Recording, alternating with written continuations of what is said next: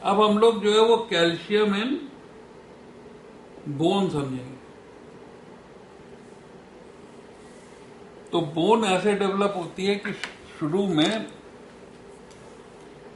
ये amniotic cavity है और इसके नीचे, एमनियोटिक कैविटी के नीचे योक सैक होता है और ये बाइजेमिनल प्लेट है। दो लेयर्स हैं इसमें, एक्टोडर्म और एंडोडर्म। और इसके बाहर जो है, इसके बाहर जो है वो ये जो है ये मीजोडर्म होती है। इसके बाहर जो है और एक मीजोडर्म होती है। तो ये सब जो है ये मीजोडर्म है। तो क्या होता है कि जब ये प्लेट, जब ये बाइजेमिनल प्लेट जो है कन्वर्ट हो जाती है इस तरह से इनटू अ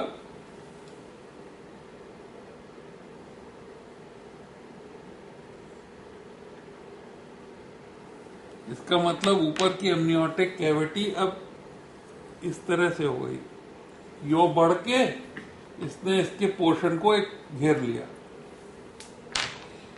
योक सैक के पोर्शन को घेर लिया। तो ये जो मीजोडर्म है, एक्स्ट्रा एम्ब्रियोनिक मीजोडर्म है, ये इसका पोर्शन इंट्रा एम्ब्रियोनिक भी चला जाता है। ठीक है, इस तरह से ये जो एक्स्ट्रा एम्ब्रियोनिक मीजोडर्म है ये अंदर भी चली जाती है। तो ये एक्स्ट्रा एम्ब्रियोनिक मीजोडर्म थी यहाँ पे, अब यहाँ पे ये इंट्रा एम्ब्रियोनिक मीजोडर्म हो गई। तो इसलिए ये प्लेट जो है from 2 geminal layers it now becomes 3 layers, ectoderm, mesoderm, endoderm. और मीजोडर्म से इसी को अगर आप ध्यान से देखिए दोबारा तो आपको क्या दिखेगा कि इसको साइड से देखिए तो आपको एक रेड कलर का डिब्बा दिखेगा लाइक दिस, और इसके अंदर जो है इस तरह से जो गट होगी ये नीले रंग वाली, और इसके बीच में ये मीजोडर्मल बार होगा अगर इसका लॉन्गिट्यूडनल सेक्शन देखा। और इसमें से अगर बड्स निकलेंगे, लिम्ब बड्स निकलेंगे, तो लिम्ब बड ऐसे निकलेंगे। तो ये लिम्ब बड्स में मीजोडर्म बीच में होगी, मीजोडर्म बीच में होगी। अब ये मीजोडर्म का एक बार बन जाएगा, जो बोन बनेगी इसमें मीजोडर्म का एक बार बन जाएगा और ये बार में कार्टिलेज घुस जाएगा। क्या घुसेगा? कार्टिलेज घुसेगा और धीरे धीरे ये बार कार्टिलेज में कन्वर्ट हो जाएगा। तो ये बार कार्टिलेज में कन्वर्ट हो जाएगा, तो दिस इज कार्टिलेज। और इसके ऊपर जो मीजोडर्म की मेम्ब्रेन रह जाएगी इसको हम लोग कहते हैं पेरिकॉन्ड्रियम। अब कार्टिलेज तो जो है वो उसमें ऑक्सीजन तो होती नहीं है, तो क्योंकि ऑक्सीजन नहीं होती इसलिए उसको हेल्प करने के लिए उस कार्टिलेज के सेंटर में ये ब्लड वेसल्स घुसती हैं। यहाँ से इस तरह से ब्लड वेसल इसके अंदर घुसेंगी, इन्वेट करती है ना। तो ये जो ब्लड वेसल्स इन्वेट करती हैं तो इसको हम पेरिकॉन्ड्रियम से वैस्कुलर इन्वेजन कहते हैं। सेंटर में अल्टीमेटली ये हो रहा है कि कार्टिलेज में ब्लड वेसल इन्वेट करती है। तो जब कार्टिलेज में ब्लड वेसल इन्वेट करती है तो क्या होता है? तो ये ब्लड वेसल आ गई और ये कार्टिलेज के अंदर है और इसकी एंडोथीलियम है। ये इस एंडोथीलियम में एक सेल निकल जाती है जो कि इस तरह की स्टेलेट सेल है। इस सेल को हम लोग कहेंगे ऑस्टियोब्लास्ट। इसका सेंट्रल न्यूक्लियस होता है और उसमें ग्रैनुलर साइटोप्लाज्म होता है। अब ये जो सेल है ये एक एंजाइम सिक्रीट करती है।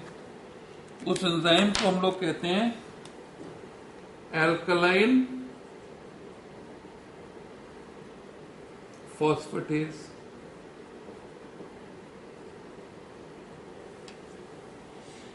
एल्कलाइन की वजह से मीडियम एल्कलाइन हो जाता है और फॉस्फेटेज की वजह से फॉस्फेट, हाइपोफॉस्फेट आयंस जो हैं वो उनकी क्वांटिटी बढ़ जाती है लोकली यहाँ पे। तो मीडियम एल्कलाइन हाइपोफॉस्फेट आयंस की क्वांटिटी बढ़ गई इसका मतलब कैल्शियम जो है वो यहां पे क्या करेगा, प्रेसिपिटेट करेगा। दूसरा फंक्शन ऑस्टियोब्लास्ट का ये है कि ऑस्टियोब्लास्ट ऑस्टियोइड ले डाउन करती है। तो इसका जो कार्टिलेज है it's being replaced by osteoid matrix. Osteoid matrix ले आया और उसमें कैल्शियम प्रेसिपिटेट कर दिया, और ये दोनों मिलके जो है बोन बना लेते हैं। तो वेरी सून व्हाट हैपेंस कि this becomes surrounded by bone and this, इसमें तो सेल है और ये जो बोन चारों तरफ बन गई, तो इसमें ये जो कैनाल सिस्टम बनता है जिसमें ब्लड वेसल्स लाई करती हैं, तो इसको हम कैनाल सिस्टम को हम लोग कहते हैं हैवर्सियन कैनाल सिस्टम। इसको कहते हैं हैवर्सियन कैनाल सिस्टम। अब क्या होता है कि जब ये सेल का काम खत्म हो गया, तो ये जो सेल है ये यहां पे क्या होती है कि इस तरह से क्वाइट हो जाती है। तो जब सेल क्वाइट हो जाती है तो सेल सिंपली राउंड हो जाती है। इसका कनेक्शन जो है वो बिल्कुल पतला हो जाता है ब्लड वेसल से।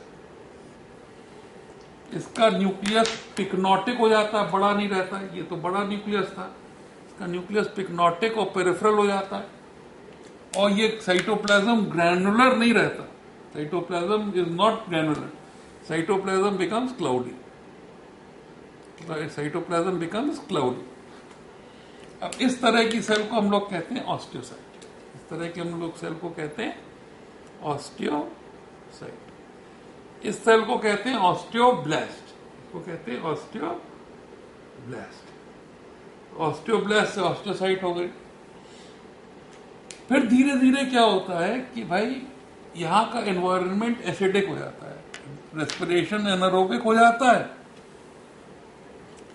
एनारोबिक रेस्पिरेशन की वजह से एनवायरनमेंट लैक्टिक एसिड बढ़ जाता है और इससे लैक्टिक डिहाइड्रोजिनेज एंजाइम इसको इस एसिड को खत्म करने की कोशिश करती है, एलडीएच, पर खत्म नहीं कर पाती, तो इसलिए एसिडिक हो जाता है। जैसे ही एसिडिक होगा तो कैल्शियम क्या होगा, आयोनाइज हो जाएगा, कैल्शियम आयोनाइज हो जाएगा and it goes back into blood.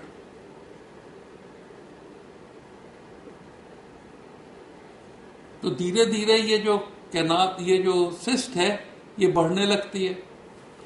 तो धीरे धीरे जब सिस्ट बढ़ने लगती है तो ये सिस्ट बहुत बड़ी हो जाती है, लाइक दिस। और इसमें कई सारी ऑस्टियोसाइट्स का साइटोप्लाज्म मिल जाता है।